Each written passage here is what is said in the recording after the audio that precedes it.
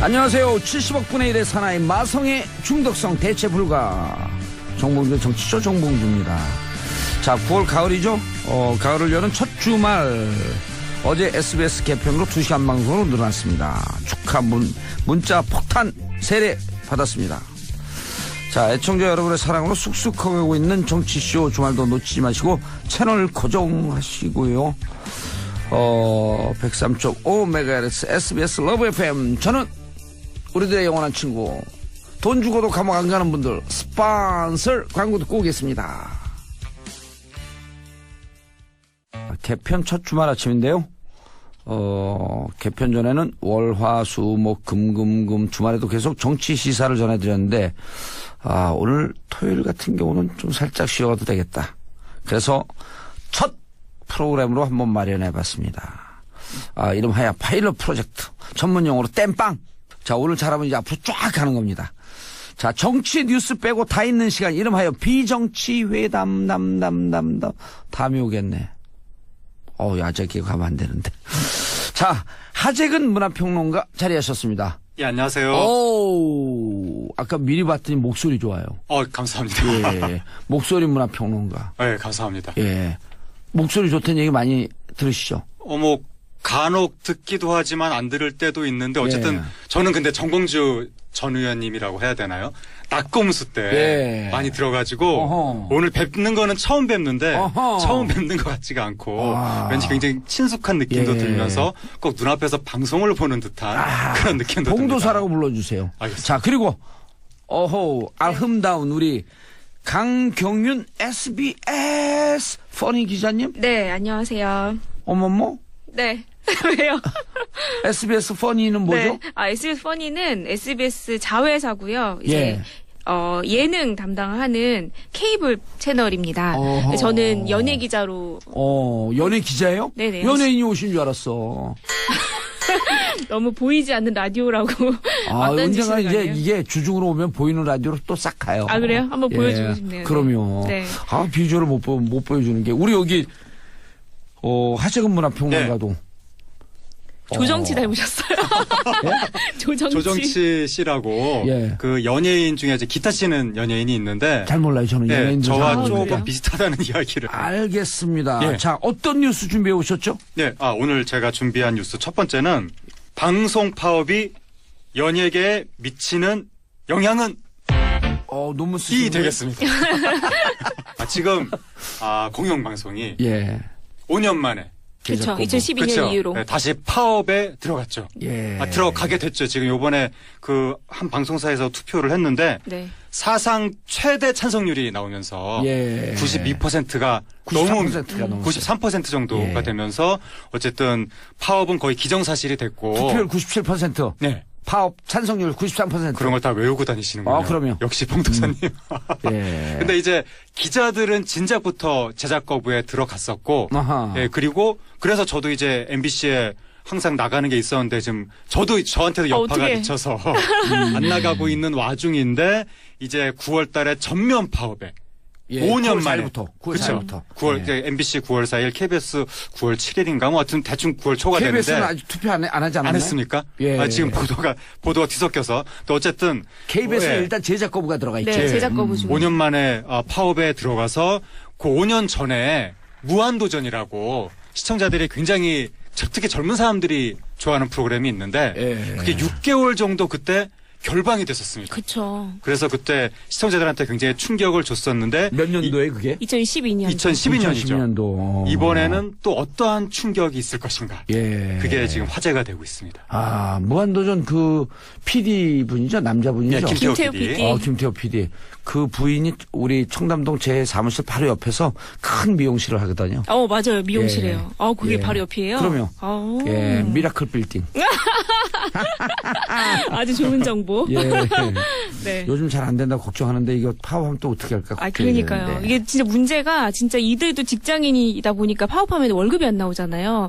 그래서 지금 미리 막 대출 받는다 그러고 몇몇을 준비하고 있더라고요. 그런데 그 정도의 자신들의 희생을 감수하면서 파업을 하는 거 아니에요? 그렇죠. 자, 그게 이제 그러니까 이런 예능 프로 정치 관심 없이 나만 예능만 좋아 이러던 분들이 내가 좋아하는 예능 프로 정봉주 정치, 이건 예능 프로가 아니고 그게 안 나오면 예. 이 충격을 어떻게 할까? 그러니까 이제 아무래도 시청자들이 TV 프로그램이 이 기존에 봤던 편성 그대로 돌아가면 예. 우리나라가 굴러가고 있구나. 평상시구나. 이렇게 생각을 하시지만 항상 나왔던 게 안 나오면 이거 뭔가 이상해졌구나. 북이상이구나. 북한에서 ICBM 또 쐈나? 아니. 근데 맞는 기승전 말씀이에요. 북한. 뭐 라디오가 줄줄이 뭐 음악만 나와도 사실 지금 그러고 있는 상황이거든요. 네. 아침 프로 MBC 라디오는. 예. 그런데 무한도전이 결방을 한다는 게 시청자들은 다가오는 의미가 굉장히 크거든요. 아니 그리고 지금 어젠간 누가 하도 많은 사람 만나니까 네. 노홍철 씨가 진행하는 프로인데 네. 라디오 노래만 나오더라는 네, 거예요. 아침 라디오 그러고 있어요 지금. 제작 거부 들어가고 네. 그래서 노홍철 씨 또 어제 뭐 거꾸로 이거 펑크낸 거 아닌가? 네. 그랬더니 계속 나오더라는 거예요. 늦었나? 이게 뭔가 있구나.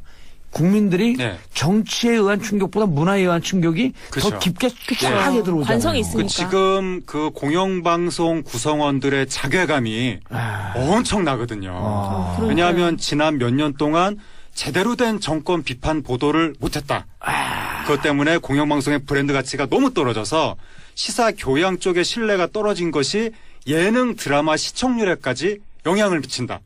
우리가 작품을 만들기만 하면 네티즌들이 거기에 조롱하는 댓글을 달고 이러다 보니까 자괴감이. 세상은 이런데 무슨 예능만 만들고 앉아있어? 예능을 만드는 건 상관이 없는데 문제는 그 방향성이 너무나 기존 지난 정권 때 그 정권을 찬양하는 쪽으로 방송국의 기조가 맞춰 있는 거 아니냐라고 하니까 이제 네티즌들이 방송 자체의 신뢰를 못 보내고. 그러니까 원래 몇년 지난 파업 전까지만 하더라도 우리나라 한 잡지사에서 방송사 언론사 신뢰도 조사를 하면 무조건 부동의 1, 2위가 공영방송사였는데 MBC, KBS, MBC. 그렇죠. 그런데 지금 순위가 뚝 떨어지고 SBS가 1등을 그리고 쫙. 지난번 열심히 하시네요.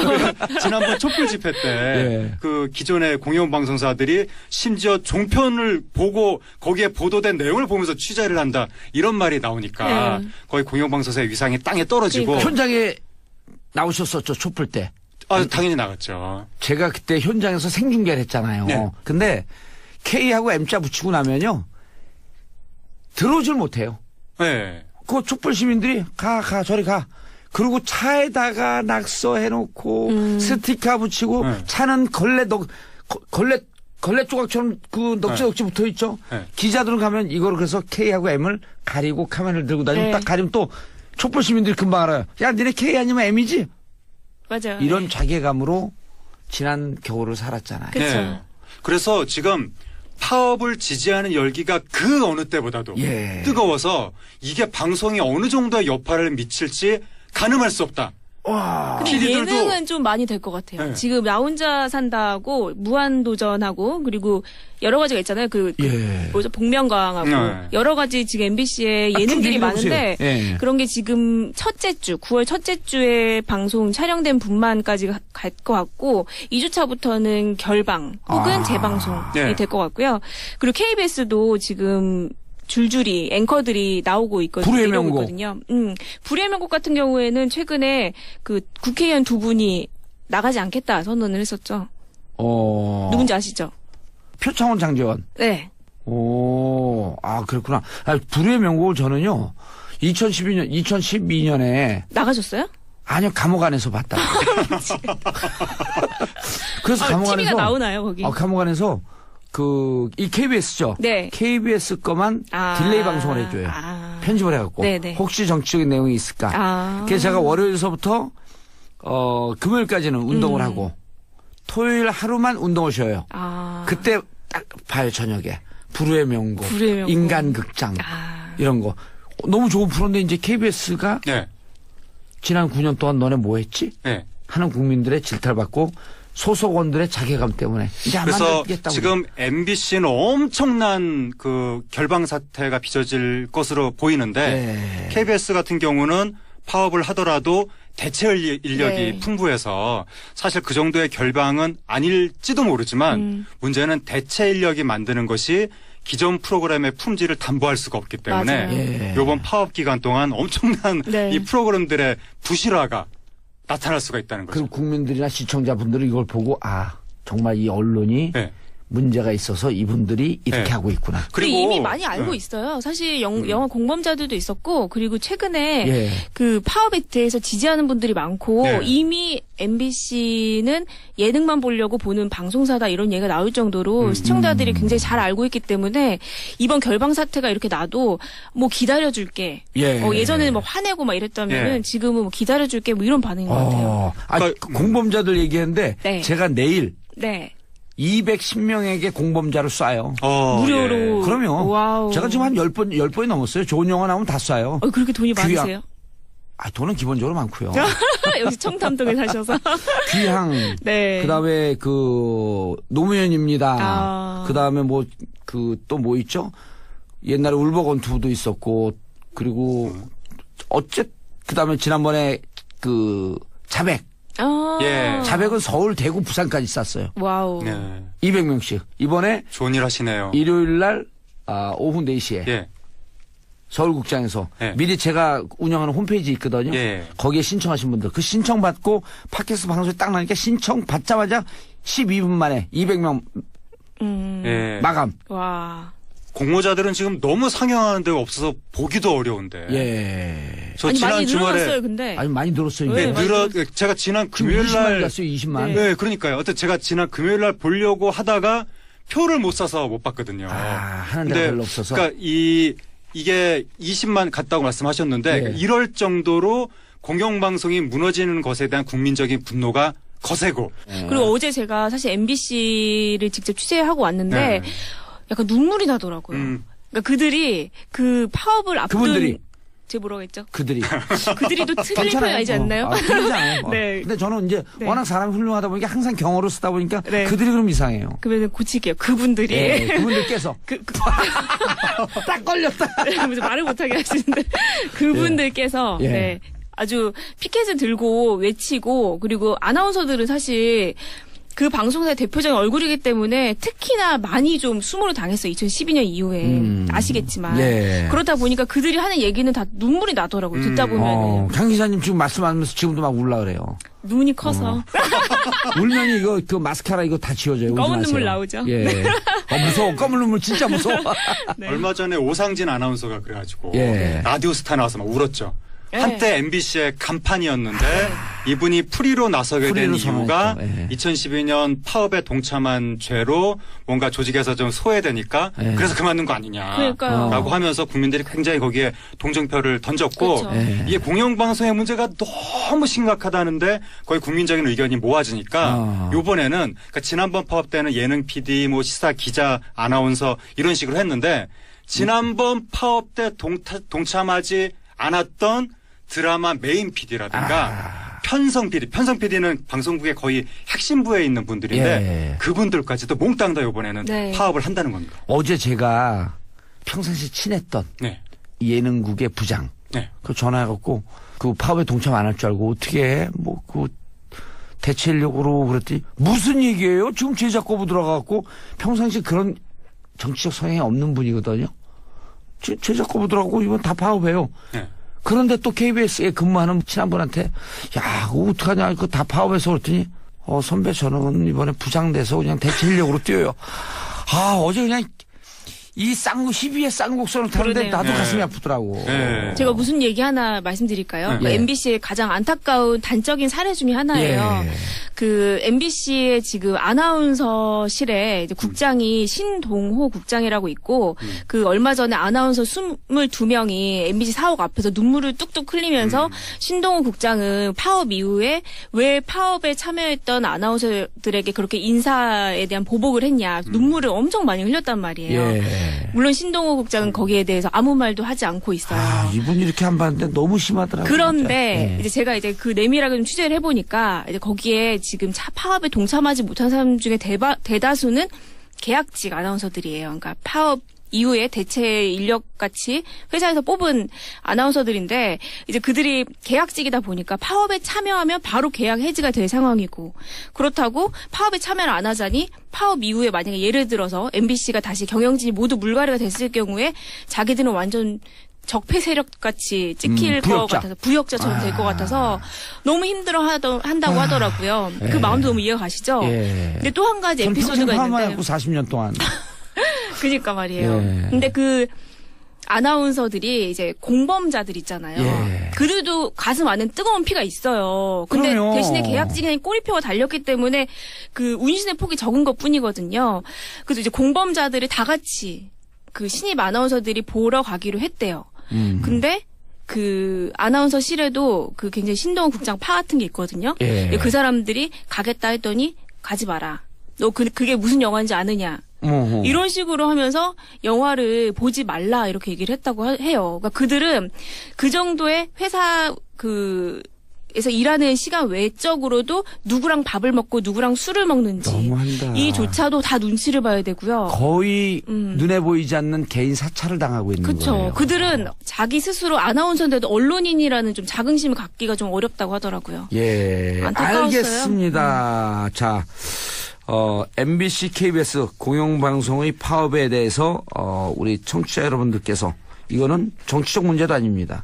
우리 삶이 제대로 가야 되겠다라고 하는 최소한의 외침인 거죠. 그렇죠. 그럼요. 그런데 우리 그 하재근 문화평론가는 문화정치평론가를 좀 바꿔야 될 것 같아요. 그러니까요. 네. 정치가 문화 안에 들어갑니다. 그래요? 예, 문화가 사회 현상이라는 뜻이라서 맞아요. 사회에서 벌어지는 모든 일들이 문화 안에 들어갑니다. 편답. 우리 모든 학문이라고 하는 것이 옛날 뿌리는 필라소피에서 오듯이. 예. 비슷합니다. 갑자기 필라소피가 나오니까 제 동공이 이게 흔들렸습니다만. 왜 그러냐면요. 좀 아는 척하는 사람한테 훅 들어갈 때 필라소피 쓰면 다 훅 당합니다. 네, 당했습니다. 그러니까요. 필라소피. 자, 네. 성함이 어떻게 되세요? 강경진 기자님. 저 나가도 되나요? 누구랑 자, 얘기하는 무슨 거죠? 기사 가져오셨어요? 네, 저는 이 배우 송선미 씨의 남편이 사망과 관련된 얘기를 좀 해보고 싶습니다. 저 개인적으로 송선미 완전 왕팬이었어요. 왕팬이세요? 예. 그렇죠. 참 많이 안타까운 사실인데 송선미 씨가 드라마에 출연 중이었는데 이제 남편상을 치르고 촬영장으로 복귀할 예정입니다. 다 아시다시피 송선미 씨의 남편, 그러니까 미술 감독이었죠. 이제 그분이 서초동에 있는 한 변호사 사무실에서 20대 무직 남성에게 흉기로 현장에 사망한 그런 사건이었는데요. 남편 직업이 뭐라고요? 미술 감독이었습니다. 미술 감독. 외국에서 영화를 전공했고요. 예. 한국으로 와서는 이제 미술 감독으로 활동을 하다가 송선미 씨를 만난 거였는데 잘 안 알려져 있기 때문에 이제 제가 이 사건을 조금 알아봤었는데요. 이 송선미 씨랑 송선미 씨 남편이 사이가 굉장히 좋았거든요. 물론 연예계 많이 인고 부부 이렇게 알려진 사람들 많지만 이 두 사람은 굉장히 좀 진심으로. 네. 그래야. 그리고 왜냐면 연예계 인고 부부가 쇼윈도우 부부가 좀 있거든요. 네. 그렇죠. 겉으로 보이게. 안에 들어가고는 각박 쓰고. 네. 있죠. 예. 근데 그런데 송선미 진짜로 씨 사이가 같은 좋았다 경우는 그러더라고요. 네. 그리고 남편이 굉장히 이렇게 좀 말수가 적은데 주변 사람들한테 물어봐도 평판이 다 좋아요.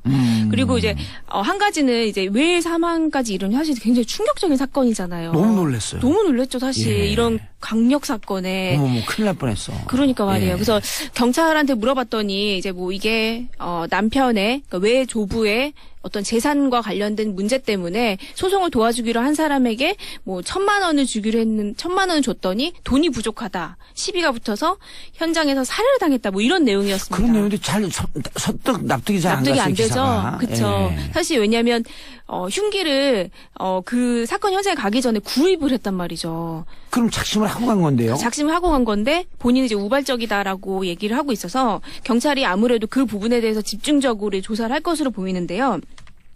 제가 한 가지 좀 취재를 하면서 의아했던 부분이 있는데 일단 그 외조부가 굉장한 재력가라고 알려져 있어요. 외조부는 뭐죠? 외조부는 외할아버지라는 거죠. 아, 외할아버지. 그러니까 송선미 씨 남편의 외할아버지. 그렇죠. 남편의 외할아버지면 엄마의 아빠. 아버지죠. 아. 네. 그래서 이 외조부가 이제 일본에 18세 때 넘어가셔서 예. 그 교토에 4성짜리 대형 호텔을 가지고 있고 제일 일본에서 재력가시구나. 네, 맞아요. 자수성가를 한 사업가이고 예. 수천억대 부자다. 이렇게까지도 오호. 알려져 있는데 그 실제로 이 외할아버지와 이 유산이 아니죠. 이 재산과 관련해서 장손과 약간 그 소송 문제가 있었던 게 사실이었고 송선미 씨의 남편은 송선미 씨 그 장손은 외조부의 아니고. 아니죠? 아니죠. 네. 그래서 송선미 씨 남편은 할아버지를 도와서 소송을 해주던 어떻게 보면 장손하고 대척점에 있던 그렇죠. 상황이었는데요. 장손은 이제 송선미 씨 남편은 그 할아버지의 딸의 자식이고 그렇죠. 아들의 자식이 첫째 장손이잖아요. 아들의 장손. 네, 장손. 그러니까 그쪽하고는 사촌 관계. 사촌 관계죠. 네. 사촌 관계네. 사촌 진짜. 관계. 아, 네. 사촌 관계네. 사촌 관계 장손과 재산 상속을 할아버지 재산 상속을 놔두고 네. 충돌이 있었다. 네. 그렇죠. 오, 그 외조부가 현재 100세. 송선미 씨 남편은 할아버지 측에서 입장에 서 있었고. 그렇죠. 장손은 무슨 얘기냐 돈을 좀 더 줘라라고 추정할 수 아니요, 있는. 이미 재산은 다 그쪽으로 가 있는 상태고 가 있는데. 재산 반환하는 소송을 좀 하고 있었습니다. 아, 좀 굉장히 미묘하고 좀 그런 문제가 아니 이렇게 추정해 볼 수 있어요. 우리도 저도 상속을 많이 받은 사람이니까 네. 그 상속 받고 이제 넘어갔잖아요. 넘어갔는데 그 아버지나 혹은 할아버지 쪽에 넘겨주고 봤더니 네. 다른 가족들한테도 잘 못하고 너 왜 이렇게 너 혼자만 욕심을 내냐. 그러면 너 안 돼. 너한테 물려준 거 반환받아야 되겠어. 네. 이런 소송이 은근히 많아요. 그런 소송이 많죠. 네. 그래서 그 소송의 영향이 아닐까라고 아주 조심스럽게 추측을 해보는 추정을 거고. 해보는 거죠. 네, 추측을 하는 거고. 그리고 또 한 가지는 이거는 그 고인이 사망 전에 이제 지인들에게 한 얘기예요. 그 좀 미스테리한 그런 위협을 받는 좀 그런 사건이 있었다. 교통사고가 있었다. 그래서 그 본인이 느끼기에 굉장히 조심을 했다고 해요. 몸에 대해서. 아, 교통사고인데 이것이 우발적 교통사고가 아니라 네. 테러에 가까운 교통사고를 당한 경험이 있어서 난 네네. 지금 신변의 위협을 느끼고 있다. 네, 신변에 대해서 좀 걱정이 된다는 얘기를 주변에다 얘기를 했고, 그래서 그 부분에 대해서 좀 오히려 되게 조심을 한 편이기 때문에 사실 변호사 사무실에서 누군가가 그렇게 흉기를 가져오려고는 사실 생각하지 못하잖아요. 그래서 그런 부분 때문에 좀 저는 관심을 가지고 취재를 하고 있는데 유가족 쪽에서는 좀 이 부분에 대해서는 좀 입을 침묵을 하고 있는 상태입니다. 하정은 평론가님. 네. 다른 사람 얘기할 땐 조세월래? 아닙니다. 열심히 듣고 있었어요. 아니, 왜 갑자기 시청자들이 보지 않는다고 누명을 청취자예요? 씌우시면서. 청취자예요. 저 청취자들께서. 아까 필라소피 이후에 이게 정뱀? 아니, 듣고 있었을 뿐인데. 송선미 씨 남편의 외할아버지가 처음에 한 수백억대 자산가라고 보도가 됐었는데 점점 시간이 지나면서 그보다 더 공이 하나 더 재산이 붙었어. 많은 것 같다. 이런 말까지 나오고 있는데 이분이 일찌감치 일본에 가셔서 엄청난 재산을 모았다는 거죠. 근데 우리나라에도 끊임없이 선행을 하셔가지고 그 고향 한국에 있는 고향 마을에 마을회관도 막 지어주시고 뭐 경찰서에 경찰 오토바이도 기증하시고 계속해서 대학에도 또 계속해서 거액을 선행을 기부하시고 하셔가지고 우리나라 고향 마을에서도 여전히 이제 그 고향. 고향. 아, 요 고양시가 아니고 고향. 고양시 아니고 예, 고향 고양시 마을에서도 분들하기예요. 여전히 그 송선미 씨 남편 외할아버지를 기억을 하는데 해마다 오셨다는 거예요. 근데 한 2년 전쯤부터 안 오셨다. 근데 그렇게 된 계기가 그때부터 이분이 치매에 온 것 같다라는 증언이 지금 나오고 있습니다. 근데 지금 송선미 씨 남편 외할아버지가 주장하는 게 뭐냐면 모든 재산을 일본에 있는 엄청난 재산 또 종로에 집이 한 채 있고 우리나라 임야 있고 있는데 몽땅 다 맏아들 장손한테 다 몰아줬다는 거죠. 다른 자식들을 다 배제하고 그래서 다 증여를 했는데 이분이 자기 스스로 이거는 내가 치매라든가 뭔가 좀 이 불안정한 상태에서 잘못 준 것이다. 돌려받아야 된다. 이렇게 이야기를 하면서 바로 송선미 씨 남편한테 도와달라. 네가 젊으니까. 이렇게 된 스토리인 것 같습니다. 그래서 재산 다툼이 아마 있었던 것 같은데 이 와중에 뭔가 어쨌든 좀 그러니까 미스터리가 있는 거 아니냐. 상속할 때 아주 미세하게 도장 찍는 게 많아요. 역시 해보신 분이라. 그럼요. 근데 그 와중에 정신이 오락가락 하는데 할아버지 이렇게 하면 돼요 이렇게 하면 돼요 해갖고 찍었을 개연성도 지금 이분 이름이 어떻게 되시죠? 제 이름은 하재근 되겠습니다.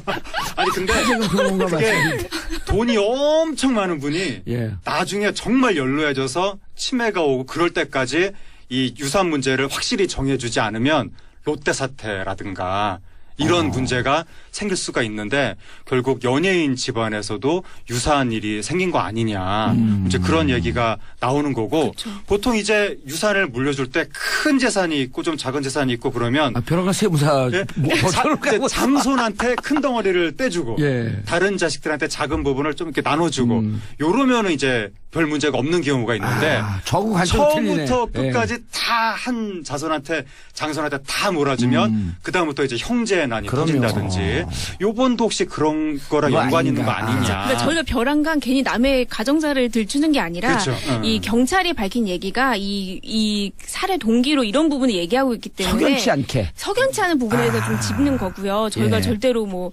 흥분해가지고 이렇게 얘기하는 게 아니라는 점을 좀 얘기 좀 해주시죠. 아니 그러니까 이게 무슨 소소한 남의 진짜 그 아주 유명 연예인의 집안을 이렇게 들추면서 우리가 재밌게 들추자고 하고 그런 게 아니고 하나의 충격적인 사회 사건인데 진실이 잘 안 밝혀지고 있다. 그렇죠. 예. 그리고 이 진실을 밝히려고 하고 있는 경찰 측에서도 뭔가 쉬쉬하고 있는 것 같은데 아직은 얘기를 안 하는 것 같아요. 그러면은 이게 사람들한테 오해를 하면서 잘못된 방향으로 추측을 해요. 네. 그럼 2차, 3차 피해가 나오는 거거든. 그래서 이 사건의 진실은 지금까지 추적해본 결과 이러이러한 것 같습니다. 네, 그렇죠.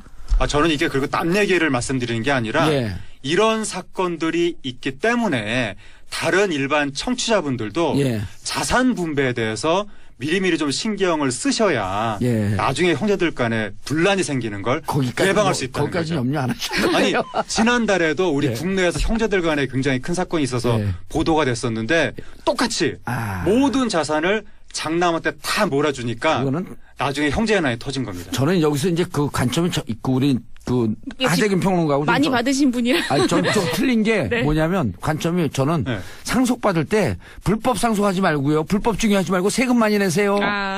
그건 당연한 거고. 그거 안 해요. 아니요. 진짜 안 해요. 돈 많은 분들이 안 해서 문제긴 하죠. 재벌들이 특히. 네. 그 사건이었다. 네, 그 사건이고 이제 경찰이 수사를 하고 있는 경찰 수사 중이고 그 범인은 구속된 상태거든요. 그래서 좀 어떻게 보면 고인하고 유가족을 좀 한이라도 좀 풀어주려면 조속히 좀 결과가 확실히 나와야 되지 않을까. 송선미 씨 남편은 억울한 죽음을 당했고 불의의 죽음을 당했고 이 죽음의 진실이 좀 밝혀져야지 송선미 씨도 억울한 게 없어지고 돌아가신 망자가 되신 그분도 좀 억울함이 없겠다. 좀 안타까운 마음에 많이 안타깝습니다. 이 기사를 소개한다. 네. 오늘 비정치회담 정말 그 비정치적인 것 같은데 모든 삶은 정치적인 거예요. 네, 결국에는 뭐 정치와 문화와 사회가 하나로 연결되는 거죠. 왜냐면 스토리가 아주 정치하잖아요. 아니, 근데 제가 지금 송선미 씨 이야기하다가 이게 농담을 하기가 너무 어려워서. 그럼요. 그리고 우리가 이렇게 웃으면서 얘기하는데 조롱하거나 희화하거나 그런 얘기는 근데 아니고. 송선미 씨는 너무 안타까운 게 지금 아이가 3살도 채 안 된 아이가 있고 굉장히 대표적인 많은 사람들이 부러워하는 다복한 가정이었는데 이런 일이 생기니까 주위에서 안타까워하는 분들이 굉장히 많습니다. 알겠습니다. 오늘 첫 시작한 비정치회담 너무 재밌었어요. 끝이에요? 오늘 여기 출연한 사람들 다 마지막에 그렇게 얘기해요. 아까 이름 외우셨나요? 이제 이거 보고 해야죠. 자, 하재근 문화평론가님 어디 갔어요 여기 또. 강경윤 SBS 퍼니 기자님 인사하시고요. 감사합니다. 기다리는 시간. 이게 어렸을 땐 과학이 싫었는데 이상하게 나이가 들면서 DNA가 다른 쪽으로 가는 것 같아요. 소개부터. 아니 낚는 중에 그렇게 들어오면 안 돼요. 나 혼자 얘기할 때는. 자, 정치와 과학이 만나는 순간 강원도 양구에서 오신 강양구 전문기자 자리하셨습니다. 네, 강양구입니다. 양구에서는 안 왔습니다. 양구에서 안 왔어요? 그럼 영구에서 왔어요? 아닙니다. 근데 그 봉도사님 방금 오프닝 멘트 하실 때 저 적극 공감합니다. 저도 학교 다닐 적에 과학이나 수학 같은 걸 공부를 했는데 정말 이해가 안 되는 개념, 안 와닿는 개념들이 있었거든요. 그래서 이제 학교 다닐 적에는 뭐 성적도 좀 안 좋았고 스트레스도 많이 받고 그랬었는데 이게 학교를 졸업한 다음에 다시 그 개념을 뭐 우연한 게 접하거나 취재를 하다가 이제 뭐 공부를 해야 될 때가 있잖아요. 그러면 그렇게 너무 재밌는 거예요. 뭐 직관적으로 이해도 되고 그러니까 다 이렇게 배움에는 때가 있는 것 같아요. 그러니까요. 그래서 누가 그러잖아요. 아이들 공부 못하고 뭐 못한다고 야단치지 마라. 제가 늘 교육할 때 그 얘기 쓰거든요. 사람은 모두 자기 분야의 최고의 전문가다. 자기 분야가 뭔지는 모른다. 그렇죠. 그래 자기 분야가 살아날 때까지 기다려줘야 되는 거예요. 너무 조급하게 막 선행교육 시키고 왜 이 시점에 이걸 알아야 되는데 모르지? 하고 조바심 가질 필요는 없을 것 같습니다.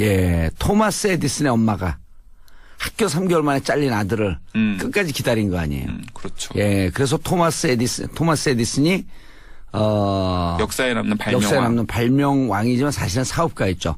근데 이제 재밌는 게 직류를 발견했잖아요. 직류 교류 전쟁. 직류 교류 전쟁. 그리고 테슬라는 교류를 발명했고. 네. 근데 그때 전기 자동차가 직류 자동차였었거든요. 맞아요. 예. 직류 자동차였고, 포드하고 친하다가 포드가 석유가 나오면서 가솔린 자동차로 하면서 망했잖아요. 네. 근데 지금 다시 앨런 머스크가 테슬라사를 인수해갖고 전기 자동차를 만들었잖아요. 되게 잘하시네. 근데 이 전기 자동차가 충전을 교류로 하고 달리기는 직류로 달리는 거예요. 그러니까 저희는 이제 교류를 사용하고 있기 때문에 이제 직류의 장점이 없다고 생각을 하는데 사실은 직류의 장점도 분명히 있거든요. 있죠. 교류의 장점도 있고. 이제 그런데 이제 그 과정에서 이제 교류가 표준으로 선택되는 과정도 사실은 굉장히 드라마틱한데 그렇죠. 그 직류 교류 전쟁에서 또 중요한 포인트가 이제 교류를 발명한 건 테슬라지만은 사실은 테슬라는 불운했어요. 불운했죠. 네. 마지막에 아파트에서 쓸쓸하게 죽어가고 그 아파트에는 수백 마리의 비둘기가 함께 있었고. 어떻게 그렇게 잘하시지? 과학 선생. 네. 오늘 본론으로 가죠, 본론으로. 알겠습니다. 자, 3D 프린팅 뒤집는 세상. 네. 뭐예요, 이게? 오늘은 3D 프린팅 혹은 3D 프린팅에 대해서. 3D라고 그러면 안 돼요. 네. 3D 프린팅이라 그러면 탄핵 대상이야. 네. 3D라 그래야 돼, 3D. 대통령에 대한 오마주로 저도 3D 프린팅으로 하도록 하겠습니다.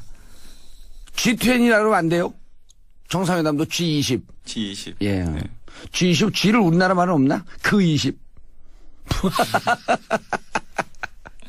3D 프린팅 뭐예요? 3D 프린팅, 그러니까 그 문재인 대통령이 대선 후보 때 TV 토론에서도 언급을 했었고. 3D라 그러니까 안철수가 누가 그랬잖아요. 3D가 뭐냐고 3D라고. 네. 그리고 그 지금 트럼프 대통령 전에 미국의 이제 전 오바마 대통령도 2013년 연설에서 3D 프린팅이 앞으로 거기 3D라 그랬죠. 오바마니까. 3D 제조업 혁명을 낳을 거다. 이런 식의 얘기를 했었거든요.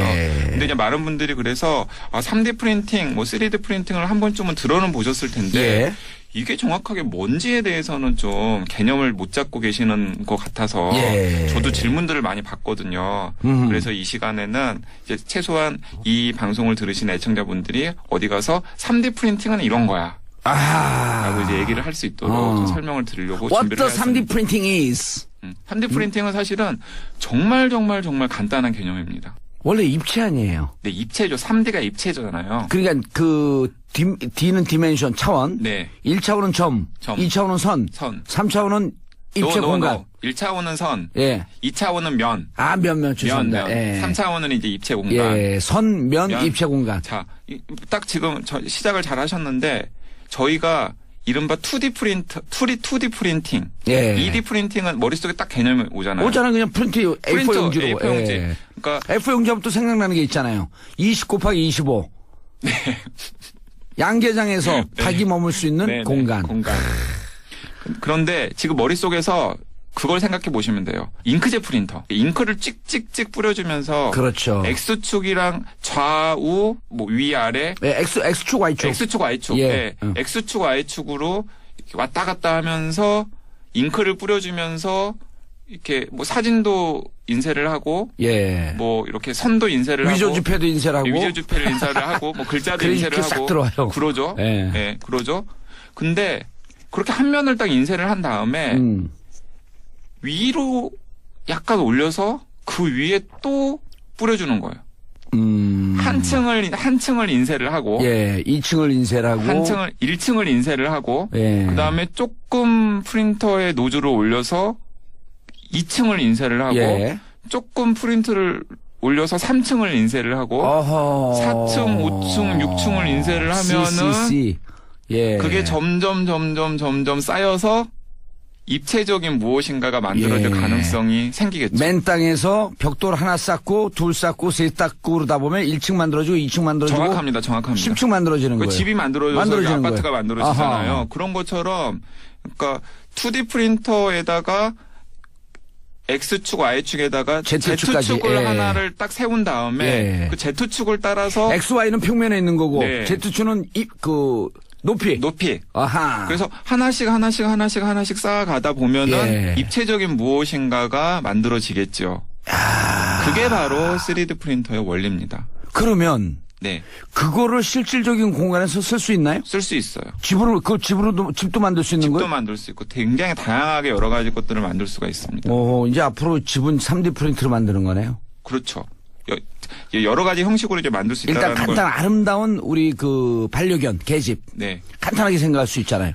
이제 지금 3D 프린터를 가장 효과적으로 그러니까 이제 그러면은 이제 이 3D 프린터가 이제 대충 머릿속에 근데 그게 뭐가 그렇게 대단한 거지? 사실은 굉장히 직관적으로 이해를 할 수 있는 거잖아요. 좀 대단하게 딱 느껴지는데. 쌓는 거잖아요. 근데 여기서 이제 오바마 대통령이 뭐 제조업 혁명 뭐 이런 식으로 얘기를 한 거랑 이제 바로 연결이 되는 건데 이런 겁니다. 그러니까 기존의 물건을 생산하는 과정은 사실은 깎는 과정이었잖아요.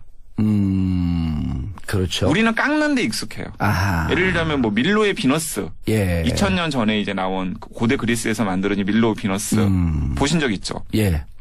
그냥 2m 정도 되는 걸로 저는 기억이 나는데 그것도 대리석 덩어리를 돌을 깎는 거죠. 깎아가지고 나온 거잖아요. 근데 3D 프린터는 깎는 대신에 쌓는 거예요. 대리석을 싸주는 거죠. 노즐로. 그래가지고 그 작품을 만드는 거죠. 그러니까 깎는 곳에서 쌓는 곳으로 이제 이동을 시키는 게 바로 3D 프린터라고 이제 머릿속에 담아두시면 되는데 깎기에서 쌓기로. 그런데 이제 여기서 이제 그렇다면 쌓는 게 도대체 그 깎는 것과 비교했을 때 어떤 차이가 있을까를 생각을 해보면은 지금 예를 들어서 무슨 저희가 인형을 하나 만든다고 생각을 해보면 지금 핸드폰 들고 계시니까 핸드폰 케이스를 만든다고 생각을 해보시면은 그 핸드폰 케이스를 만들 때 가장 먼저 필요한 게 뭡니까? 금형. 그 핸드폰 케이스를 찍어낼 수 있는 금형을 만들어야 되잖아요. 금형을 먼저 떠야죠. 금형을 먼저 떠야죠. 그리고 그 위에다가 이 조물을 하고. 맞아요. 쇳물을 붓고. 굳힌 다음에. 뜯어내는 거죠. 뜯어내가지고 다듬고 그래가지고 만들어지는 게 이제 저희 뭐 핸드폰 케이스라던가 뭐 이런 거잖아요. 근데 일단은 금형을 만들 때 돈이 많이 들잖아요. 그렇죠. 금형이 많이 들죠. 금형이 많이 들죠. 그래서 무슨 예를 들어갖고 우리가 컵을 주문한다든지 그릇을 주문한다든지 그러면은 그릇 하나 원가가 한 400~500원이면 될 텐데 처음에 주문할 때 1,000만 원에 1,500만 원 요구해요. 맞아요. 왜 그래요? 그러면 기본적으로 금형을 미리 떠나야 되기 때문에 금형을 뜨는 비용이 그렇게 듭니다. 그러면서 이제 생산 개수가 올라가면 가격이 떨어지는 거죠. 가격이 떨어지죠. 맞아요. 금형 한 개 상쇄가 되니까. 그러니까 금형이 있기 때문에 기존의 제조업 같은 경우에는 생산 개수가 많아야 똑같은 것들을 많이 찍어내야 단가가 떨어지잖아요. 이제는 하나를 만들어도 3D 프린터 같은 경우는 하나를 만들든 10,000개를 만들든 원가는 똑같아요. 그러니까 많이 만드는 것은 3D 프린터에 불리하죠. 자, 그런데 이제 궁금한 점. 자, 우리가 프린터 하게 되면 보통 먼저 물감을 생각하잖아요. 기본적인 프린터는 흑백 검은색이라고 하는 물감. 그다음에 이제 컬러 프린트는 4가지 색. 빨강, 노랑, 파랑, 검은색이 조합하면서 풀 컬러를 만들어내는 4도 인쇄라 그러거든요. 그런데 3D 프린터라고 하는 것은 그럼 결국은 이런 프린트 개념이 아니라 합성 물질 같은 경우도 기본 벽돌이면 벽돌의 원소. 금형이면 쇠의 원소 이런 것을 같이 뿌려준다는 거죠. 재료를 어떻게 뿌려주냐는 말씀이신 거잖아요. 그렇죠. 어떤 재료를 뿌려줄 수 있느냐. 굉장히 다양한 재료들을 뿌려줄 수 있어요. 이해가 되는. 왜냐하면 프린터하면 기본적으로 머릿속에 물감 개념이 있거든요. 근데 지금 가장 널리 활용되는 3D 프린터의 물감은 소재 재료는 ABS 플라스틱. 플라스틱은 녹여서 액체 상태로 만들 수 있잖아요. 그렇죠. 그걸 이제 쏴주면은 그게 굳으면서 점점 형상이 만들어지는 거죠. 그 녹아내리지도 않네. 녹아내리지 않죠. 왜냐하면 ABS 같은 경우가 거의 쇠에 버금갈 정도로 굉장히 단단한 걸로 알고 있거든요. 아니 뿌릴 때 액체에서 뿌리면서 고체화되는 과정 아니에요? 그죠. 고체화되는 과정이죠. 그러니까 뿌리면은 시간이 지나면은 이제 아래층부터 서서히 이제 굳어가는 거죠. 그러면서 이제 프린트가 끝날 때쯤 되면 플라스틱이니까 이제 아주 딱딱하게 형성이 되는 거죠. 근데 이제 그럼 플라스틱 제품만 만들 수 있는 것 아니야? 라고 생각을 하실 텐데 그게 아니라 레이저 프린터를 이용을 하면 금속 분말을 이용해서도 싸울 수가 있어요. 야, 차도 만들 수 있겠네. 자동차도 만들 수 있어요. 왜냐하면 타이어 만들 때는 거기는 이제 고무를 뿌려주고 순간순간적으로 딱 다 이게 조합이 되면서. 그래서 지금 이 방송 들으시면서 뭐 그 구글이나 이런 데서 3D 프린터, 뭐 피스톨, 예. 권총, 예. 이런 식으로 이제 검색어를 만들 수 있어요. 그래서 이게 어떤 이 3D 프린터가 이제 3D 프린터가 이제 막 유행이 되니까 어떤 사람이 이게 3D 프린터의 부작용이 될 수도 있는 건데 권총 재료의 설계도를 인터넷에 올린 거예요. 아, 지금 핵무기 설계도도 돈 되는 네. 거 아니에요? 그래가지고 근데 핵무기 만들려고 그러다가 잡혀갈 뻔했어요. 자, 그렇다면 여기서 이제 제가 이제 권총 얘기를 하기 전에 하나 더 이제 재료에 대해서는 이제 감이 오셨을 테니까 그렇다면은 이건 어떻게 그러면 3D 프린터가 찍어내는 거지? 설계도가 있어요. 디지털 설계도가 있습니다. 근데 그 디지털 설계도는 어떻게 만드냐면은 두 가지 방법이 있어요. 하나는 건축하는 건축가들이 CAD 많이 사용하잖아요. 예, CAD 프로그램, 예. CAD CAD 프로그램. 그 CAD 프로그램으로 입체적인 디자인을 하는 거예요. 그러면은 그렇죠. CAD가 이렇게 3D로 돌아가면서 컴퓨터로 볼 수 있으니까. 네, 컴퓨터로 볼 수 있으니까 CAD 프로그램을 이용해서 어떤 물건을 입체적으로 디자인을 한 다음에 그것을 3D 프린터가 이해할 수 있는 G코드라는 언어로 변환을 시킵니다. 야. 그러면은 그 G코드는 어떻게 되겠어요? 사방팔방으로 공유를 할 수 있는 거예요. 인터넷에서 G코드 치면은 뭐 칫솔 G코드, 뭐 피규어 G코드, 인형 G코드. 그게 이제 G코드라고 하는 게 하나의 완성된 설계도 아니에요? 설계도요, 설계도. 그 G코드를 3D 프린터가 읽어가지고 이제 쌓아가면서 이제 뭔가를 만드는 건데, 예를 들어 권총의 G코드를 이제 그 권총의 디지털 청사진을 인터넷에 이제 올리면은 누군가가 이제 그 권총의 청사진을 받아가지고 권총 재료를 3D 프린터로 찍어서 조립을 하면은 권총을 만들 수가 있는 거죠. 실제로 이제 그 3D 프린터를 부품 만들어서 조립을 해야 네, 3D 프린터를 개발하는 업체가 제가 아까 구글에서 3D 프린터 피스톨이라고 치면은 그 금속으로 만든 3D 프린터로 부품을 찍어서 조립한 금속 권총의 사진을 볼 수가 있는데요. 그 권총은 레이저 3D 프린터를 이용해서 부품 23개를 만든 다음에 그 23개를 이용해서 조립한 권총이에요. 실제로도 쓸 수 있는. 그럼 이제 탄알도 만들 수 있네? 그렇죠. 야, 이 테러리스트들의 세상에 오는 거 아니야, 이렇게 되면 또? 맞습니다. 심각해지네. 그러니까 이제 이 3D 프린터가 지금 3D 프린터 개념들은 다 이해를 하셨고, 이게 어떤 식으로 돌아가는지 분들이 감이 오셨을 거예요. 그럼 이게 한쪽에서는 제조업 혁명을 일으킬 수 있어요. 왜냐하면 과거에는 이제 대량 생산, 대량 소비였잖아요. 그렇죠. 그러니까 그 예를 들어 권총을 하려면 권총 무기상한테 사야 될 뿐만 아니라 그리고 그 무기상한테 사는데 그 무기상 권총을 만드는 공장을 확보하고 있어야 될 거 아니에요. 맞아요. 근데 지금은 가정에서 3D 프린터가 있으면은 그냥 권총 만들어. 딱 하나의 나만의 권총을 만들 수가 있는 거죠. 그래서 지금 3D 프린터가 산업에서 가장 많이 활용되고 있는 분야가 이미 활용되고 있는데 일단 제일 활용되고 있는 분야가 두 가지 분야예요. 어떤 분야는 치아 교정. 치아 교정. 치아 교정은 이제 틀을 만들어야 되잖아요. 인공 치아라던가 틀니라던가 아니 치아 교정기 같은 경우에는 세상에 딱 하나밖에 없잖아요. 그러네. 치아의 모양들이 다 다르기 때문에. 그래서 본을 뜬다 그러잖아. 이게 본을 뜬다 그러죠. 그런데 3D 프린터를 이용해서 본을 뜰 이유가 없네. 그러면 본을 뜰 이유가 없는 거죠. 근데 이미 거기서 활용을 하고 있어요. 그러니까 그런 식으로 이제 세상에 딱 하나만 필요한 어떤 것들, 또 세상에 딱 하나만 필요한 게 뭐가 있냐면은 각종 디자인의 시제품들. 예를 들어서 이제 신상 구두. 근데 이제 구두를 직접 만드는 게 아니잖아요. 디자이너들이 다양한 모양의 디자인을 하면은 그걸 만들고 그걸 만든 다음에 시장에서 받아들여주면 대량 생산으로 들어가는 거잖아요. 그러니까 그건 딱 하나를 여러 개를 만들어야 되잖아요. 그러니까 예를 들어서 3D 프린터가 있으면 이런 게 가능한 거예요. 밀라노의 디자이너가 구두를 디자인하는 거예요. 그래가지고 그 G코드를 소울로 싸주는 거죠. 그러면은 소울의 본사에서 3D 프린터를 이용해서 G코드를 입력을 한 다음에 그 시제품을 출력을 하는 거예요. 여기서 만드는 거예요. 그러면서 이제 뭐 임원들이나 아니면 이제 서울에 있는 그 여러 사람들이 이제 보고 A, B, C 중에서 C가 제일 마음에 든다. C로 오케이 하면 이제 그때서부터 이제 C가 이제 대량 생산에 들어가는 거죠. 야, 딱 들어서 내가 생각하는 게 여성분들은 자기 백을 들고 나갔는데 아주 명품 아니고는 백을 들고 나갔는데 똑같은 백을 들고 있거나 혹은 내가 옷을 입고 나갔는데 똑같은 옷을 입은 여성들을 만나는 게 제일 고통스럽다는 거예요. 그러니까 이제는 이제 3D 세상이 3D 프린터 세상에 오면서 무슨 사업이 번창할 수 있냐면 G 패션. 맞아요. 당신만의 올리 당신만의 패션. 왜 G냐? G 설계도를 만드니까. 네. 그런 게 이제 가능한 거죠. 그래서 어떤 분들은 3D 프린터가 굉장히 싸지고 훨씬 더 정교해지고 훨씬 더 싸지면은 이제 대량 소비 시대가 없어진다. 자기가 필요한 걸 자기가 찍어서 쓰는 시대가 될 거다라고 전망하시는 분들도 3D 있어요. 3D 프린터는 비싼가요, 근데? 3D 프린터는 당연히 성능에 따라서 성능과 용도에 따라서 여러 가격이 천지차이예요. 예. 수억에서 수천억까지. 수십만 원까지.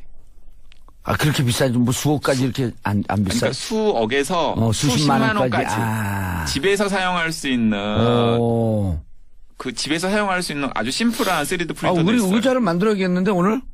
그럼 어떤 의자를 만들까? 집에서 사용할 수 있는 3D 프린터로는 무엇 정도는 할 수 있냐면은 예를 들어서 이제 그 작은 인형이라던가 그렇죠. 피규어라던가 그릇 같은 거, 컵, 종이컵. 아니 플라스틱 컵도 만들 수 있을 것 같은데. 플라스틱 컵 만들 수 있죠. 자, 그리고 이제 또 이런 게 형성이 돼요. 인터넷상에서 3D 프린터 커뮤니티가 만들어져요. 맞아요. 커뮤니티가 만들어졌고, 자, 우리가 혼자 프린터를 사기에는 돈이 많이 드니까 커뮤니티 해갖고 40명, 50명을 일시적으로 딱 모여요. 그릇 만들고 싶은 사람들. 아니, 뭐 만들고 싶은 사람들 딱 모여갖고, 자, 우리 그릇 만드는데 같이 공부를 해갖고 프린터 사서 여기서 그릇을 계속 만듭시다. 만들 수 있다. 그렇고 해서 예를 들어서 뭐, 그 아이들 장난감이나 로봇 부품 같은 게 일부가 부러졌다. 그럼 버려야 되잖아요, 지금은. 아니면 뭐 AS 신청을 해야 된다거나. 근데 보통 버리죠. 근데 딱 거기에 맞춤한 부품을 집에서 찍어가지고 끼워 넣을 수 있는 거죠. 이건 산업적으로도 굉장히 유명한데 우리나라에 많은 풍력 발전기, 서 있는 풍력 발전기가 많거든요. 왜 서 있는 풍력 발전기가 많냐면 풍력 발전기 개발사들이 미국이나 덴마크 이런 데예요. 부품을 자기네들 부품을 써야 되는 거예요. 그러면은 풍력 발전기 뭔가 부품이 고장 나면 덴마크나 미국에서 공수를 해야 되거든요. 근데 3D 프린터가 있으면은 그 설계도만 있으면 그쪽에서 이거 코드를 보내주면은 여기서 그 부품을 간단한 부품을 찍어가지고 바로 이용을 할 수 있는 여지가 있는 거죠. 안 보내지겠지. 그럼 인터넷은 이제 해커들이 또 난리가 나요. 근데 한편으로는 이제 이런 여러 가지 긍정적인 게 있는데 또 한편으로는 이제 아까 그런 것처럼 테러리스트들이 사용할 수 있는 되는 거예요. 테러리스트 사용할 수 있는 그리고 또 약간 시니컬하게 보는 사람들은 성산업. 왜? 섹스토이. 개인 맞춤형 섹스토이. 개인 맞춤형 성산업. 성산업 같은데. 그럼 또 해커들의 세상이 될 것 같아요. 왜냐하면 G 설계도 훔치는 거. 그리고 G 설계도를 훔칠 뿐만 아니라 예를 들어서 지금은 뭐 무슨 그 되게 그 정교한 피규어 같은 거 엄청 비싸잖아요. 뭐 수십만 원에서 수백만 원까지 가잖아요.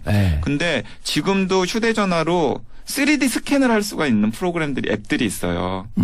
그러면 예를 들어서 내가 가지고 싶은 피규어가 있으면은 백화점 같은 데 가서 그걸 사는 게 아니라 핸드폰으로 스캔을 하는 거예요. 그다음에 그 스캔한 걸 캐드 프로그램을 옮겨가지고 G코드로 만든 다음에 G코드로 번역을 한 다음에 그 G코드를 이용해서 자신이 가지고 있는 3D 프린터로 그걸 찍으면은 그러면 굳이 비싼 돈을 들여가지고 그런 걸 살 이유가 없고. 아니, 이런 커뮤니티도 가능했어요. 여성들 중에 백을 좋아하는 분들, 혹은 구두를 좋아하는 분들. 근데 명품 구두가 너무 비싸. 명품 백이 너무 비싸. 그럼 딱 스캔하고 그거 똑같은 걸 만들어내는데 15만 원이 만들어내. 짝퉁도 아니야, 이거는. 그러면 또 100% 똑같아. 재질만 조금 틀려. 맞습니다. 그래서 이 3D 프린터 시대의 저작권 분쟁. 카피라이트. 그건 없어지는 거예요, 이제. 그게 이제 어떻게 될지. 그것도 이제 하나의 또 관심사이기도 하고요. 그러니까 3D 프린터가 뭐 어떻게 보면 애들 장난 같기도 하지만은 또 한편으로 보면은 제조업이라던가 일상생활이라던가 아니면은 뭐 지금 우리들이 중요하게 생각하는 저작권이라던가 이런 것들에게 엄청나게 큰 충격을 줄 수 있는 거죠. 자. 아니, 근데 저는 충격이 주는데 저는 이게 의미가 있다고 보는 게 저작권 카피라이트의 원래 시작이 특허권 아니에요. 그렇죠. 그럼 우리가 아까 에디슨 얘기했지만 특허 분쟁을 제일 많이 한 발명가 중에 하나가 에디슨이거든요. 남의 것도 가져갖고 자기 거로 해놓고 소송 걸어버리고 자기 거 들어오면 바로 특허하고. 근데 카피라이트에 대해서 영국에 있는 장하준 교수는 뭐라 그러냐면 카피라이트는 문화적 식민주의다. 맞아요. 그 카피라이트를 사다리 걷어차기. 그 자기 책을 발매할 때마다 장하준 교수는 뭐라 그러냐면 내 책을 제3세계 어려운 나라에 그 공부하는 학생들은 무조건 복사해서 써라. 그런데 우리 아이돌 그룹들이 막 전 세계를 휩쓸 때 싸이가 왜 뜬 줄 아세요? 싸이가 왜 떴는데요? 다른 아이돌들은요, 갖고 사진 하나만 찍어도 돈 달라 그래. 왜냐면 다 카피라이트를 걸어버린 거야. 그래서 인터넷에서 퍼날리지도 못하게 해요. 그럴 때 싸이는 공유해라. 오픈 소스. 3D 시대는 오픈 소스 시대와 만나는 것이다. 맞습니다. 지금 그렇게 전망을 하고 그런 운동이나 혹은 그런 문제의식의 전환이 필요하다라고 생각하는 사람들이 있습니다. 사실 잘 알죠, 제가. 사실 그래서 3D 프린터냐 3D 잘한다고 좀 얘기 좀 해요. 잘해. 3D 프린터냐 3D 프린터냐 가지고 정치인들이 공방을 벌이는 건 진짜 웃기는 일이에요. 왜냐하면은 정치인들은 이게 3D냐 3D냐가 중요한 게 아니라 그럼요. 바로 이런 3D 프린터가 몰고 올 변화를 어떤 식으로 더 긍정적인 방향으로 승화될 수 있도록 정책이라던가 법이라던가 이런 걸로 이렇게 보완해주는 그런 역할을 이제 해야 되는 거죠. 그리고 커뮤니티 이런 걸 만들고 그래갖고 왜냐면 그 명품이라고 하는 것이 사실 그 물건의 프로덕트의 퀄리티도 중요하지만 사실 브랜드 값이거든요. 브랜드랑 디자인. 브랜드하고 디자인. 네. 그런 거 무너뜨려야 돼요. 네. 그래서 이제는 오픈 소스. 예? 브리테니카는 독점 소스 아니에요. 그렇죠. 근데 위키피디아는 오픈 소스. 위키피디아 때문에 폭망했죠. 그렇죠. 네. 아니 그러니까 이제 세상은 크라우드 인포메이션, 크라우드 소스 이 시대를 가고 있는 거예요. 거기에 3D 프린터가 중요한 역할을 하고 있다. 네. 그리고 마지막으로 3D 프린터의 자료 중에서 설탕이나 음식 같은 것도 시간이 가능해요. 너무 많이 지났는데. 아, 그래요? 음식도 가능해요? 음식도 가능해요. 그래서 많은 사람들이 중국에 짝퉁 음식 나오면 10년, 어떡해. 20년, 30년 후에는 지금 각 가정마다 전자레인지 있잖아요. 네. 전자레인지처럼 푸드 3D 프린터가 집마다 한 대씩 있어서 아침 식사 같은 경우에는 불량식품 나오는 거 아니에요? 이제 그러면? 아침 식사 같은 경우에는 3D 프린터가 찍어낸 걸로 대체가 될 수도 있겠다라고 전망하는 사람들도 있습니다. 알겠습니다. 정치권에서 3D냐 3D냐 이런 거 갖고 쓸데없는 논쟁하지 말고 3D가 가져올 삶의 혁명에 있어서 정치는 무엇을 할 것이냐. 정확합니다. 하는 것을 고민하라. 네. 강인구 기자님 인사하시고요. 네, 감사합니다. 논문 쓰시는 이 되겠습니다. 지금 공영방송이 5년 만에 그렇죠. 2012년 이후로 네, 다시 파업에 들어갔죠. 들어가게 됐죠. 지금 요번에 그 한 방송사에서 투표를 했는데 사상 최대 찬성률이 나오면서 92%가 너무 93% 정도가 되면서 어쨌든 파업은 거의 기정사실이 됐고 투표율 97%. 네. 파업 찬성률 93%. 그런 걸 다 외우고 다니시는군요. 그럼요. 역시 봉도사님. 근데 이제 기자들은 진작부터 제작 거부에 들어갔었고, 그리고 그래서 저도 이제 MBC에 항상 나가는 게 있었는데 지금 저한테도 여파가 미쳐서 안 나가고 있는 와중인데 이제 9월 달에 전면 파업에 5년 만에. 9월 4일부터. 9월, MBC 9월 4일, KBS 9월 7일인가 뭐 하여튼 대충 9월 초가 되는데. KBS는 아직 투표 안 하지 않았나요? 안 했습니까? 지금 보도가 뒤섞여서. 또 어쨌든. KBS에 일단 제작 거부가 들어가 있죠. 네, 제작 거부 중. 5년 만에 파업에 들어가서 그 5년 전에 무한도전이라고 시청자들이 굉장히 특히 젊은 사람들이 좋아하는 프로그램이 있는데 그게 6개월 정도 그때 결방이 됐었습니다. 그렇죠. 그래서 그때 시청자들한테 굉장히 충격을 줬었는데 몇 년도에 그게? 2012년. 2012년이죠. 이번에는 또 어떠한 충격이 있을 것인가. 그게 지금 화제가 되고 있습니다. 무한도전 그 PD 분이죠? 남자분이죠? 김태호 PD. 김태호 PD. 그 부인이 우리 청담동 제 사무실 바로 옆에서 큰 미용실을 하거든요. 맞아요. 미용실이에요. 그게 바로 옆이에요? 그럼요. 미라클 빌딩. 아주 좋은 정보.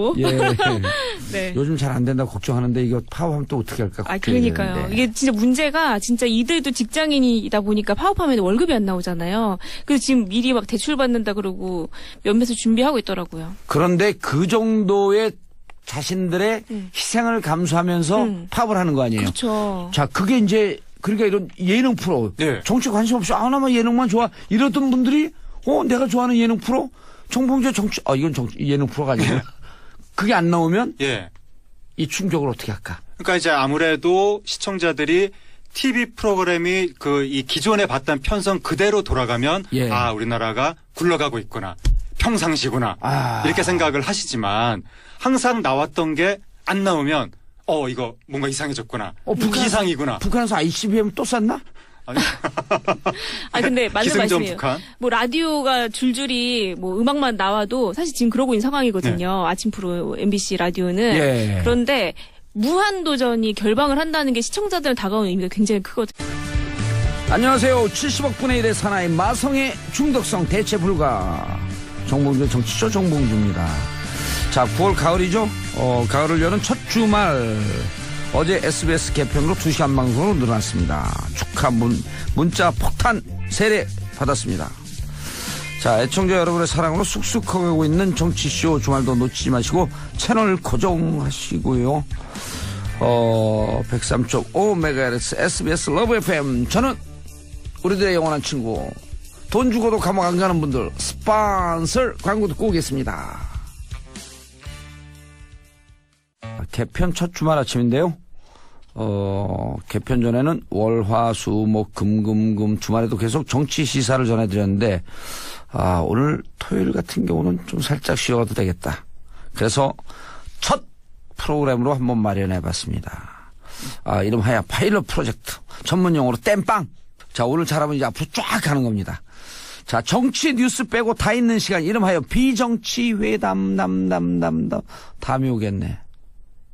야자 기억하면 안 되는데. 자, 하재근 문화평론가 자리하셨습니다. 예, 안녕하세요. 아까 미리 봤더니 목소리 좋아요. 감사합니다. 예, 목소리 문화평론가. 네, 감사합니다. 예, 목소리 좋다는 얘기 많이 들으시죠? 뭐 간혹 듣기도 하지만 안 들을 때도 있는데 어쨌든 저는 근데 정봉주 전 의원님이라고 해야 되나요? 낙검수 때 많이 들어가지고 오늘 뵙는 거는 처음 뵙는데 처음 뵙는 것 같지가 않고 왠지 굉장히 친숙한 느낌도 들면서 꼭 눈앞에서 방송을 보는 듯한 그런 느낌도 듭니다. 봉도사라고 불러주세요. 알겠습니다. 자, 그리고 알흠다운 우리 강경윤 SBS 퍼니 기자님. 네, 안녕하세요. 어머머. 네. 왜요? SBS 퍼니는 뭐죠? 네. SBS 퍼니는 SBS 자회사고요. 이제 예능 담당하는 케이블 채널입니다. 저는 연예 기자로. 연예 기자예요? 네네. 연예인이 오신 줄 알았어. 너무 보이지 않는 라디오라고. 언젠가 이제 이게 주중으로 오면 보이는 라디오로 또 싹 가요. 그래요? 한번 보여주고 싶네요. 그럼요. 네. 비주얼을 못 보여주는 게. 우리 여기, 하재근 문화평론가도. 조정치 닮으셨어요. 조정치 씨라고 그 연예인 중에 이제 기타 치는 연예인이 있는데 잘 몰라요. 저는 연예인 저와 조금 비슷하다는 이야기를. 알겠습니다. 자, 어떤 뉴스 준비해 오셨죠? 네, 오늘 제가 준비한 뉴스 첫 번째는 방송 파업이 연예계에 미치는 영향은. 아니, 그리고 지금 어젠간 누가 하도 많은 사람 만나니까 노홍철 씨가 진행하는 프로인데 라디오 노래만 나오더라는 거예요. 아침 라디오 그러고 있어요 지금. 제작 거부 들어가고 그래서 노홍철 씨 또 어제 뭐 거꾸로 이거 펑크낸 거 아닌가? 그랬더니 계속 나오더라는 거예요. 늦었나? 이게 뭔가 있구나. 국민들이 정치에 의한 충격보다 문화에 의한 충격이 더 깊게 쫙하게 들어오잖아요. 관성이 있으니까. 지금 그 공영방송 구성원들의 자괴감이 엄청나거든요. 왜냐하면 지난 몇 년 동안 제대로 된 정권 비판 보도를 못했다. 그것 때문에 공영방송의 브랜드 가치가 너무 떨어져서 시사 교양 쪽의 신뢰가 떨어진 것이 예능 드라마 시청률에까지 영향을 미친다.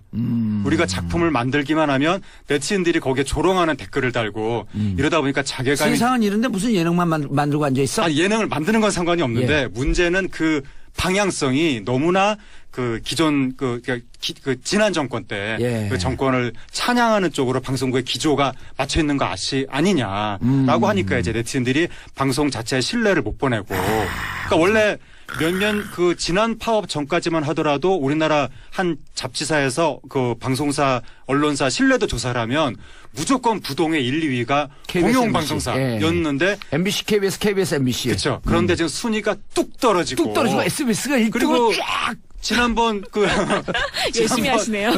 지난번 촛불 집회 때 그 기존의 공영방송사들이 심지어 종편을 보고 거기에 보도된 내용을 보면서 취재를 한다 이런 말이 나오니까 거의 공영방송사의 위상이 땅에 떨어지고 현장에 나오셨었죠, 촛불 때. 당연히 나갔죠. 제가 그때 현장에서 생중계를 했잖아요. 네. 근데 K하고 M자 붙이고 나면요. 들어오질 못해요. 네. 그 촛불 시민들이 저리 가. 그리고 차에다가 낙서해놓고 스티커 붙이고 차는 걸레 조각처럼 그 넉지넉지 붙어 있죠. 기자들은 가면 이거를 그래서 K하고 M을 가리고 카메라를 들고 다니면 딱 가리면 또 촛불 시민들이 금방 알아요. 야, 니네 K 아니면 M이지? 맞아요. 이런 자괴감으로 지난 겨울을 살았잖아요. 그쵸. 네. 그래서 지금 파업을 지지하는 열기가 그 어느 때보다도 뜨거워서 이게 방송이 어느 정도의 여파를 미칠지 가늠할 수 없다. 와. 근데 예능은 좀 많이 될 것 같아요. 네. 지금 나 혼자 산다고 무한도전하고 그리고 여러 가지가 있잖아요. 복면가왕하고 여러 가지 지금 MBC에 예능들이 많은데 그런 게 지금 9월 첫째 주에 방송 촬영된 분만까지 갈 것 같고 2주차부터는 결방 혹은 재방송이 될 것 같고요. 그리고 KBS도 지금 줄줄이 앵커들이 나오고 있거든요. 불의 명곡. 불의 명곡 같은 경우에는 최근에 그 국회의원 두 분이 나가지 않겠다 선언을 했었죠. 누군지 아시죠? 표창원 장재원. 네. 그렇구나. 불의 명곡을 저는요. 2012년에 나가셨어요? 아니요, 감옥 안에서 봤다. 그래서 감옥 안에서 TV가 나오나요, 거기? 감옥 안에서 이 KBS죠? 네. KBS 거만 딜레이 방송을 해줘요. 편집을 해갖고. 네네. 혹시 정치적인 내용이 있을까. 그래서 제가 월요일서부터, 금요일까지는 운동을 하고, 토요일 하루만 운동을 쉬어요. 그때 딱 봐요, 저녁에. 불후의 명곡, 인간극장, 이런 거.